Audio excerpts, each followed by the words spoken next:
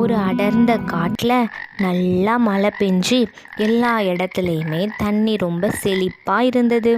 எல்லா விலங்குகளுக்குமே குறைவில்லாமல் உணவும் கிடச்சிட்டு வந்திருந்தது.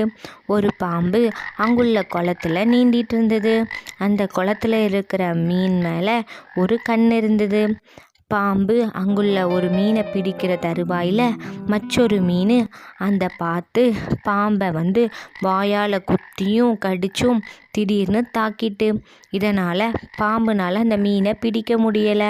ஏமாற்றமடைந்த அந்த பாம்பு கரையை நோக்கி நீந்தி சென்று இடத்தை விட்டு நகர்ந்தது. அப்போது அருகில் ஒரு தவளை சத்தமிட்டு கொண்டிருந்ததை அந்த பாம்பு பார்த்துச்சு.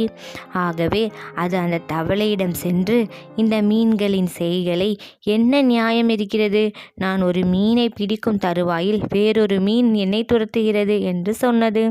அதற்கு அந்த தவளை சிறிது நேரம் யோசித்துவிட்டு, ஆமாம், அப்படித்தான் நடக்கும். ஒரு மீன் தானாக உன்னை நெருங்கி அருகில் வந்தால் அதை நீ பிடித்து சாப்பிடலாம். ஆனால் மாறாக நீ அந்த மீனை விரட்டி சென்றால் மற்ற மீன்கள் உன்னை விரட்டும் என்று பதிலுரைத்தது.